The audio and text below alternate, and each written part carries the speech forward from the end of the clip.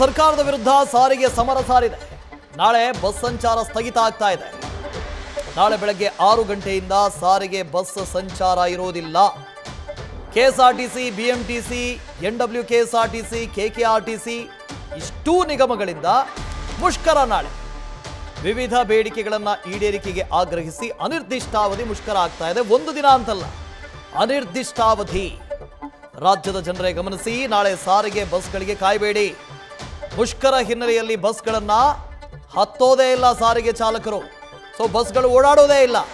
ನೀವು ಬೆಳಗ್ಗೆ ಎಲ್ಲಾದರೂ ಆಫೀಸ್ಗೆ ಹೋಗಬೇಕು, ಬಸ್ ಬರುತ್ತೆ, ಇವಾಗ ಬರುತ್ತೆ ಅಂತ ಕಾದರೆ ಬಸ್ಸೇ ಬರೋದಿಲ್ಲ. ನಾಳೆ ಮುಷ್ಕರ ಇದೆ. ನಾಳೆ ಅಂತಲ್ಲ, ಅನಿರ್ದಿಷ್ಟಾವಧಿಗೆ ಮುಷ್ಕರ ಇದೆ. ಇನ್ನೂ ಕೂಡ ಯಾವ ಬೇಡಿಕೆಗೂ ಕೂಡ ಓಕೆ ಅಂದಿಲ್ಲ ಸರ್ಕಾರ. ಕೇವಲ ಸರ್ಕಾರದ ವಾದನೆ ಬೇರೆ ಇದೆ, ಸಾರಿಗೆ ನೌಕರರ ಪಟ್ಟೆ ಬೇರೆ ಇದೆ. ಹಾಗಾಗಿ ಈ ಪಟ್ಟಿಗೆ ಸರ್ಕಾರ ಒಪ್ಕೊಳ್ತಾ ಇಲ್ಲ. ಈ ಹಿನ್ನೆಲೆಯಲ್ಲಿ ನಾಳೆಯಿಂದ ಸಾರಿಗೆ ಬಸ್ಗಳು ಓಡಾಡೋದಿಲ್ಲ. ಅದರ ಬದಲಾಗಿ ಖಾಸಗಿ ಬಸ್ಗಳು ಓಡಾಡ್ತವೆ. ಗೊತ್ತಿಲ್ಲ ಅದು ಎಷ್ಟು ಬಸ್ಗಳು ಓಡಾಡ್ತವೆ ಅಂತ. ನೋಡಿ, ಇಲ್ಲಿ ನೌಕರರ ಪಟ್ಟೆ ಏನು, ಸರ್ಕಾರದ ವಾದ ಏನು ಅಂತ ನೋಡ್ತಾ ಹೋಗೋಣ. ನೌಕರರು ಕೇಳ್ತಾ ಇರೋದೇನು?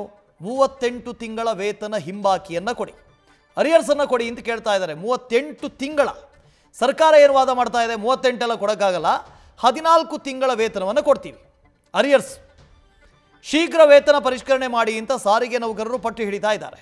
ಸರ್ಕಾರ ಹೇಳ್ತಾ ಇದೆ 2027ರಿಂದ ವೇತನ ಪರಿಷ್ಕರಣೆ ಮಾಡ್ತೀವಿ ಅಂತ. ಇದಕ್ಕೇನು ಒಪ್ಕೊಂಡಿದೆ ಸರ್ಕಾರ, ಇಲ್ಲ ಮಾಡೋಣ ಅಂತ ಹೇಳಿದೆ. ಸಾರಿಗೆ ನೌಕರರು ಹೇಳ್ತಾ ಇದ್ದಾರೆ ನಿಗಮಗಳ ಸಂಸ್ಥೆ ಚುನಾವಣೆಯನ್ನು ಮಾಡಿ ಅಂತ. ಅಧಿವೇಶನ ಆಗಲಿ, ಆಮೇಲೆ ಮತ್ತೆ ನಿಮ್ಮನ್ನು ಕರಿತೀವಿ, ತೀರ್ಮಾನ ಮಾಡ್ತೀವಿ ಅಂತ ಸರ್ಕಾರ ಹೇಳ್ತಾ ಇದೆ. ಇದಕ್ಕೆ ಸಾರಿಗೆ ನೌಕರರು ಇಲ್ಲವೇ ಇಲ್ಲ ಅಂತ ಹೇಳ್ತಾ ಇದ್ದಾರೆ. ಸೊ ಇದು 3 ಪ್ರಮುಖ ಬೇಡಿಕೆಗಳು. ಇದು ಪ್ರಮುಖ ಬೇಡಿಕೆ. ಇದನ್ನು ಬಿಟ್ಟು ಹೊರತುಪಡಿಸಿದಂತೆ ಇನ್ನೂ ಬೇಡಿಕೆ ಇದೆ.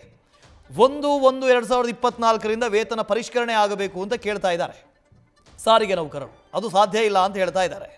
38 ತಿಂಗಳ ಹಿಂಬಾಕಿಯನ್ನು ಪಾವತಿ ಮಾಡಿ ಅಂತ ಹೇಳಿದ್ರೆ 14 ಕೊಡ್ತೀವಿ ಅಂತ ಹೇಳ್ತಾ ಇದ್ದಾರೆ. ಸೊ ಸಾಕಷ್ಟು ಕಾನ್ಫ್ಲಿಕ್ಟ್ಗಳಿದ್ದಾವೆ. ನ್ಯೂಸ್ ಫಸ್ಟ್, ನಿರ್ಭೀತಿಯಿಂದ ನಿಮ್ಮ ಪರವಾಗಿ.